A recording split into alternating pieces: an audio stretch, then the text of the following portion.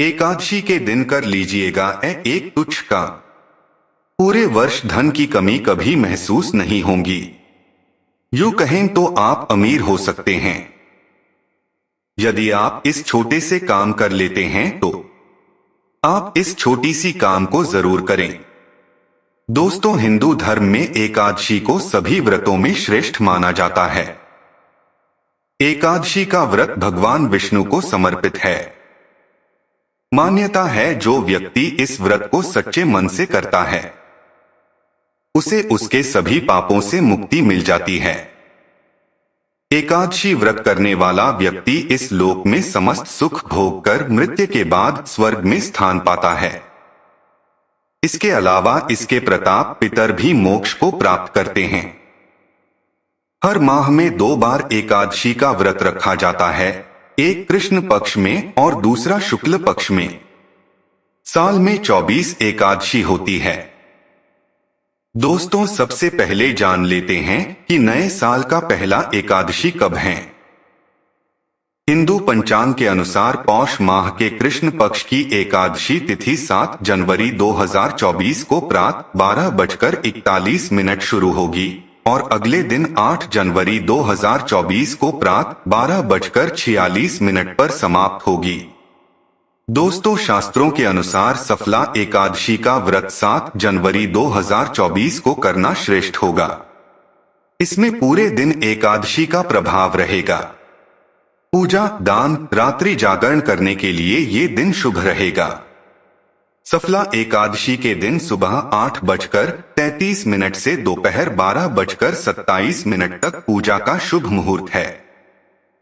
एकादशी पर सूर्योदय से व्रत शुरू होकर अगले दिन सूर्योदय के बाद समाप्त होता है। इस दिन रात्रि जागरण का विधान है। दोस्तों, सफला एकादशी का व्रत पारण 8 जनवरी 2024 को सुबह 06:39 से सुबह 8:59 के बीच किया जाएगा। पारण तिथि के दिन द्वादशी समाप्त होने का समय रात 11:58 पर है। दोस्तों, अब मैं आपको सफला एकादशी के महत्व के बारे में बतला देता हूं।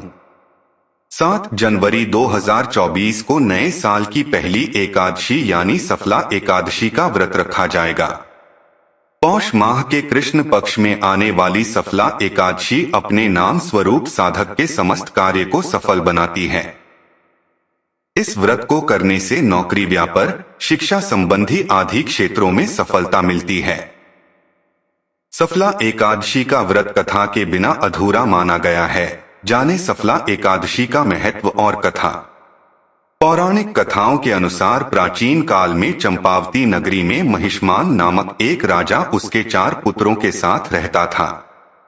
उसका सबसे बड़ा लुम्पक नाम का पुत्र महापापी और दुष्ट था। वह हमेशा कुकर्मों में लीन रहकर देवी देवताओं की निंदा करता था। एक दिन राजा ने क्रोध में आकर उसे राज्य से बेदखल कर दिया था। इसके बाद लुम्पक जंगल में रहकर मांसाहार खाकर अपना जीवन यापन कर रहा था। कहते हैं कि कभी कभी अनजाने में भी प्राणी ईश्वर की कृपा का पात्र बन जाता है। ऐसा ही कुछ लुम्पक के साथ भी हुआ। एक बार भीषण ठंडी की वजह से वह रात में सो नहीं पाया। रात भर ठंड में कांपता रहा, जिसके कारण वह मूर्छित हो गया। उस दिन पौष माह के कृष्ण पक्ष की दशमी तिथि थी। अगले दिन जब होश आया तो अपने पाप कर्मों पर पछतावा हुआ और उसने जंगल से कुछ फल इकट्ठा किए और पीपल के पेड़ के पास रखकर भगवान विष्णु का स्मरण किया। इस सर्द रात को भी उसे नींद नहीं आई। वह जागरण कर श्रीहरि की आराधना में लिप्त था। ऐसे में अनजाने में उसने सफला एकादशी का व्रत पूरा कर लिया। सफला एकादशी व्रत के प्रताप से विष्णु जी ने उसे समस्त पापों से मुक्त कर दिया और वह पुनः राज्य में पिता के पास रहने लगा। पिता ने सारी बात जानकर पुत्र लुम्पक को राज्य की जिम्मेदारी सौंप दी और वन में हरि भजन करने चले गए। लुम्पक ने वृद्धावस्था तक शास्त्रानुसार राज किया और अंत में वन में जाकर विष्णु जी का पूजा एकादशी व्रत के फल स्वरूप मोक्ष प्राप्त हुआ। मान्यता है कि सफला एकादशी का व्रत व्यक्ति के सारे कार्य सिद्ध कर देता है।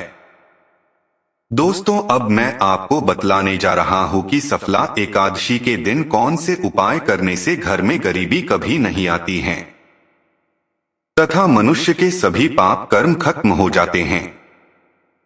सबसे पहली उपाय, केले के पौधे की पूजा करें। सफला एकादशी के दिन केले के पौधे का पूजन का बड़ा महत्व है। इस दिन पानी में हल्दी डालकर केले के पौधे पर अर्पित करें और 7 बार परिक्रमा लगाएं। मान्यता है कि ऐसा करने से वैवाहिक जीवन की दिक्कतें दूर होती है। दूसरा उपाय है कि विष्णु जी को पीले फूल चढ़ाएं। सफला एकादशी के दिन भगवान श्री हरि की पूजा आराधना के दौरान उन्हें पीले फूल अर्पित करें। इसके साथ ही ओम नमो भगवते वासुदेवाय नमः मंत्र का जाप करें।